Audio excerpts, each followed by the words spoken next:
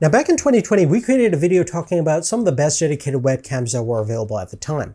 And given the circumstance, the video did pretty well, but we want to upgrade the video for quite some time now in terms of talking about the best 4K modern webcams that offer all the best video capturing capabilities in 2024 going on to 2025. But I've been kind of struggling to find the best kind of webcams that offer actually good image quality, something that competes with the image that you're looking at right now. We're using specifically the Sony ZV-E1 full frame mirrorless camera with a 24mm f1.4 lens. Obviously, the camera itself is super capable. It's been the case for the longest time is if you wanted the best quality video connected to your computer for streaming or video calls, you would hook up an old mirrorless camera or a DSLR and you'd have that big shallow depth of field look, nice colors, and as long as you have a decent lighting as well, you would have a pretty decent looking image. But can we get a similar image with the current generation of 4K webcams that are available right now? So that's exactly what we're going to do. We're going to take a look at some of the best 4K webcam options that are available right now, specifically the Razer Kiyo Pro Ultra, the Elgato Facecam Pro, the Insta360 Link 2C, the Logitech MX Brio Ultra, as well as the Obsbot Tiny 2 Lite. So we're going to put all of those webcams against this Sony ZV-E1 in the exact same lighting situation. And we're also going to test the low light performance. We're not going to test out the internal microphones because some of these webcams, for example, like the Elgato Facecam Pro, don't even have the ability to record audio. So if you're going to be streaming or using it for video calls, you probably want to get some sort of external microphone source just to get the best audio, because although many of these have like beam foaming microphones that have noise cancellation built in, to get the best audio, you want a dedicated microphone or a lav mic in our instance. Now, before we move on to the webcams, I just want to talk about the current setup that you're looking at right now. As we mentioned before, this is the Sony ZV-E1. It's a full frame 35mm mirrorless camera. It has a 12 megapixel imaging sensor with a dual native ISOs, as well as the ability to record 4K 422 10-bit video at up to 120 frames per second. We're shooting right now in 4K 60 FPS, and some of the other big highlights of this camera is that it's super compact and lightweight. The camera body itself is only 483 grams. Obviously, if you put a lens on it, it's going to add quite a bit of heft and weight depending on the lens that you're using. In terms of the lens that we're specifically using, I'm using my old Canon EF L lens. It's the 24mm f1.4. It's a non-Sony lens, but it's the best wide angle fastest lens that I have, and it's perfect for YouTube videos like this. So I've been using this lens for many years, and it's one of my favorites. Lots of character and obviously very, very sharp, even wide open. And that's one of the reasons why you're looking at quite a shallow depth of field at the back over there is pretty much nicely blurred out with natural bokeh. And we'll see how the other cameras can replicate that naturally. Now, obviously, with many of the webcams these days, you can software blur or even replicate this bokeh effect, but you're never going to really come close to this in terms of the exact look at this point of the game anyways. I know with Zoom, you can have a privacy blur effect, which is great for if you want to hide your background, and you can obviously add a natural bokeh effect, but the quality of the bokeh is going to really depend upon the software that you're using, and it's probably not going to look exactly as realistic as the shot you're looking at right now with a fast, wide open lens at f1.4 and a full frame high dynamic range mirrorless camera. Okay, so the first webcam that we're going to take a look at is the Elgato Facecam Pro. Now, this is the only cam in our lineup that can actually record native 4K resolution at a true 60 frames per second. That's one of the big claim to fames of this camera. So if you're looking for that, there's not a lot of options out there, and this is probably the best one that I've encountered that's readily available. Now, one of the things about the sensor in here is the Sony Starvis sensor. It's quite small, only 1/1.8 inches. And that means it's about 55% of an inch there or so. And the lens on it is 21 millimeters at f to maximum aperture. So you're gonna notice a fairly deep depth of field with fairly poor low light performance, decent amount of noise if you reduce your ambient lighting. So if you have well lit condition like what we have over here, it's definitely a decent looking camera, but really it's the 4K 60 frames per second that's its big claim to fame. And if you want smooth looking motion, you definitely want a lot of light in your room. Now, some of the downsides that I've encountered personally is the fact that the camera itself gets super hot, and I haven't had it overheat, but if you're going to use this like 12 hours a day or something like that, that might be a little concerning. I know some people have had issues with it overheating. I'm not too sure if it'll shut off in that circumstance. The autofocus is a little bit sluggish at times, and it struggles quite a bit in low light situations. On top of that, there's no microphone, which is actually a plus thing, but if you want a microphone built into your webcam, this is not the cam for you. It's really designed for gamers, streamers that want that 4K 60 FPS. Okay, so now what you're looking at is the Razer Kiyo Pro. Now this can record 4K 30 FPS. So no 4K 60, unfortunately, but one of the big perks of this camera is that it has a fairly large imaging sensor. In fact, the largest in this lineup. It's around 1/1.2 inches, so about 83% of 1 inch sensor. It also has a very wide aperture of f1.7 for a webcam. So as a result of that and the kind of semi-telephoto lens, I believe it's around 26 millimeters. You're looking at a fairly shallow depth of field for a webcam. So you can see that the background blur is fairly natural and we get good separation. Certainly not as good as our full frame camera, but not bad for a dedicated, fairly affordable webcam. This is about $300, the same price as the Elgato webcam. And one of the things that I really love about this webcam is that it has awesome color rendition, great skin tones, very accurate white balancing in the auto mode. The autofocus is a little bit pulsy at times, but once it gets you, it sticks on. It struggles a little bit in low light, as you're gonna see, but from a general image quality perspective, I think this is the best looking webcam. The next what you're taking a look at is the Logitech MX Brio. Now this is their basic second generation 4K webcams. We tested out the original Brio 4K several years ago, and this is certainly a step up from that. It has a larger imaging sensor. It's still about 10% smaller than the Razer that we just took a look at, but certainly fairly large at 1/1.28 inches. And it has an 8.5 megapixel imaging sensor, a super ultra wide camera in terms of the lens itself. So there's a decent amount of barrel distortion, and you don't get the same background separation in terms of blur because of that wide angle lens. But in terms of general image quality, it does a pretty decent job of skin tones, and general kind of color rendition and auto white balancing is pretty accurate as well, as long as you have it in good lighting situations. Now next we have the Obsbot Tiny 2 Lite. This is a 4K 30 FPS gimbal webcam, so you can actually pan and tilt this camera almost 360 degrees in any direction, which is pretty convenient. I want to just see how the actual raw video quality performance is on this thing, and it's actually not too bad. The imaging sensor is around 1/1.5 inches in terms of size. The lens on it is, I believe, an f1.8, so we'll see how it does in terms of a low light, but most likely this is just optimized for that convenience factor of having a 4K webcam that you can pan and tilt. This camera is actually one of the cheaper 4K options if you want a motorized 4K webcam under $300. And last but not least, we have the Insta360 Link 2C. This is actually the cheapest 4K 30 FPS webcam in our lineup at retailing around $150. It has the smallest imaging sensor at around a 1/2 inch. The lens on it is a 26mm f1.8. And just from a utilitarian basis, if you just wanted to get a 4K webcam for around the $150 mark or less, how good will it look in comparison to the other $200 and $300 webcams, and even our $3,000 dedicated camera?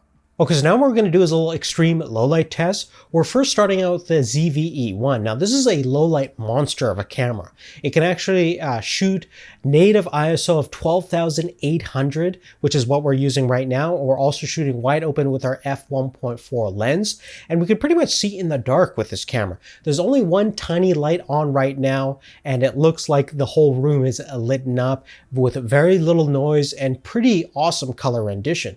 If we're to actually turn on my monitor right now and view something on screen, you can see that that's how bright it is. So this camera is amazing in terms of low light, and the webcams are never going to really look as good as this. Okay, so what you're looking at right now is the Razer Kiyo Pro Ultra. Now this has the largest imaging sensor as well as the best optics of all our dedicated webcams, and it's going to definitely perform the best in terms of low light performance in my experience. Thus far, you're going to see that this image is actually quite usable even though we're extremely low light in terms of lighting conditions. We have relatively low amount of noise thanks to the built-in noise cancellation, which is dynamic and targets both 2D and 3-dimensional noise. The other big thing is that the autofocus sometimes can struggle a little bit here and there because it has a shallower depth of field naturally with a larger sensor. So it might hunt a little bit in extreme low light situations, but it's actually not doing a terrible job right now. Now, if we're to introduce a little bit of ambient light in front of my monitor, for example, how does that look? You're going to see that my image actually lights up quite a bit, even though it's a tiny window on my monitor that's lighting up this entire scene. So definitely very, very impressive. Now what you're looking at right now is the Logitech MX Brio Ultra.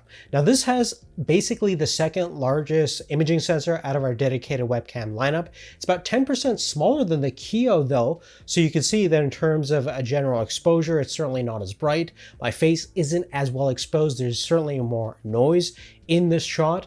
If we introduce a little bit more monitor light, you can see that the face definitely brightens up a decent amount. Color rendition isn't quite as accurate, but definitely not too bad for this kind of lower end budget oriented 4K webcam.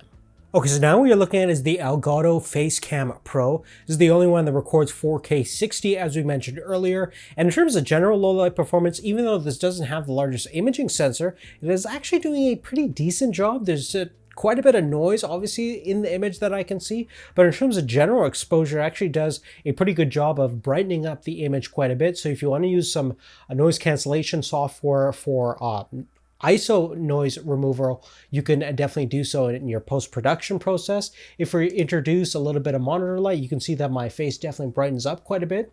I did notice that the autofocus struggles in low light, and also the auto white balance and color tone profiles are a little bit wonky in low light situations. My face is quite a lot more redder than it really should be, and compared to the Razer Kiyo Ultra camera, it's certainly not as optimized for low light and color accuracy. Okay, so now what you're looking at is the Obsbot Tiny 2 Lite.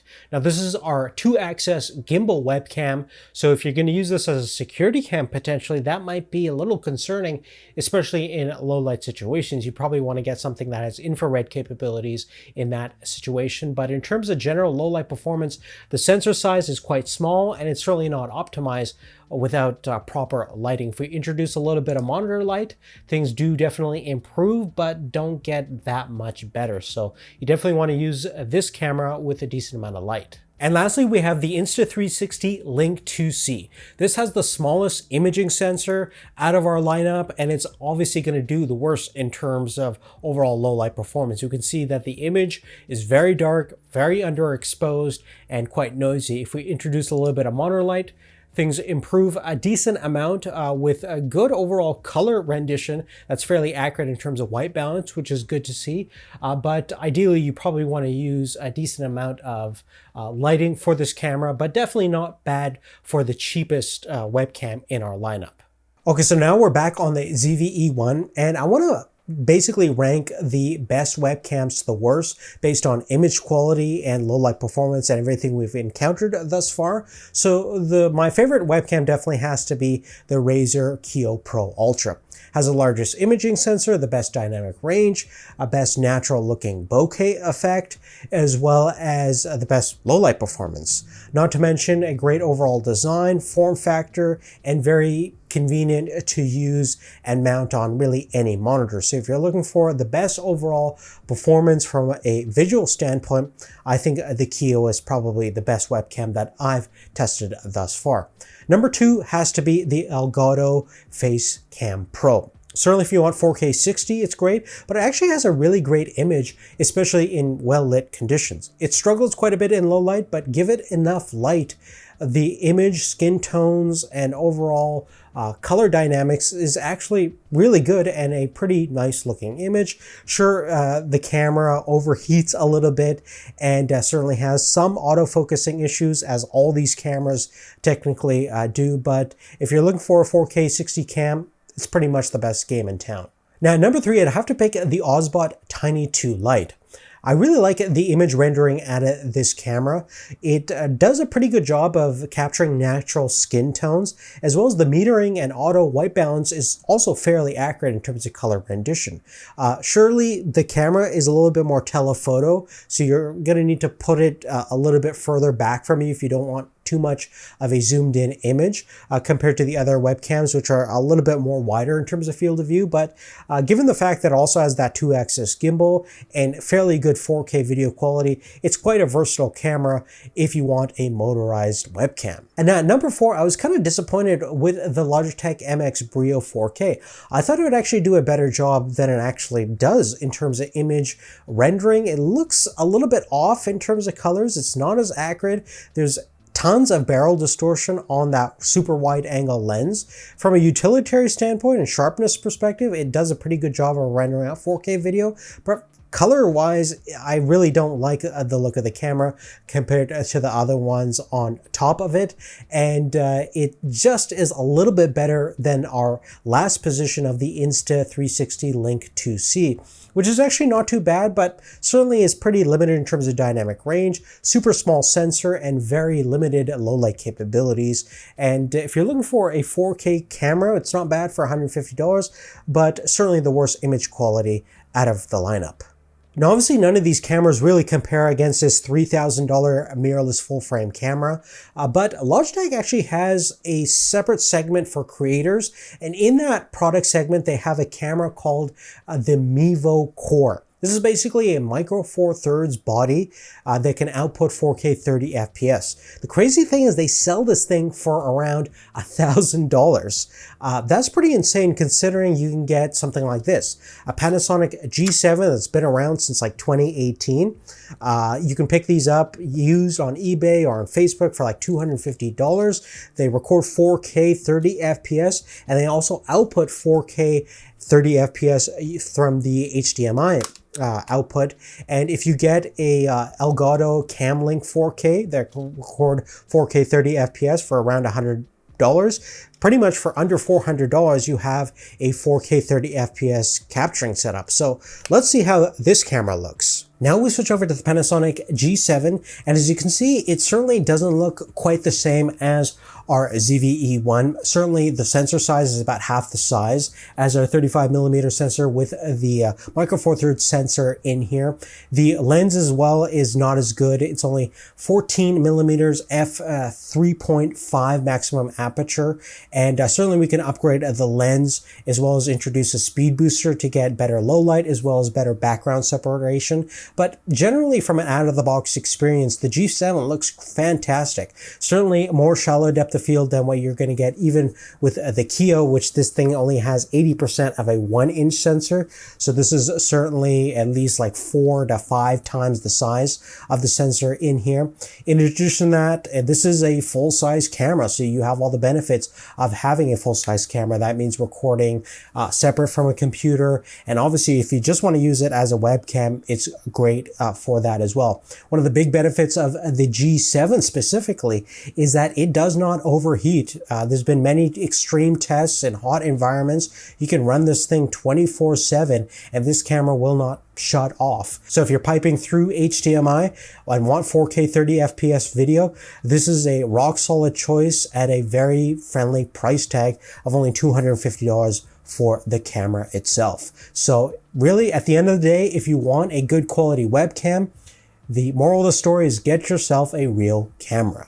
But really on that, guys, that's really it. Definitely love to know what you guys have to say. If you have any specific questions, let me know. Check out the description down below for everything we've talked about. Please give us a thumbs up if you like this video. Again, no sponsors, no real support from the companies for supplying these specific units over here. We had to pretty much purchase everything on hand, and everything is done through subscribers, likes, comments, and everything like that. So definitely want to make sure that you guys are enjoying this content, and love to know what you guys want to see next. We'll see you real soon in the next one. Take care. Bye-bye.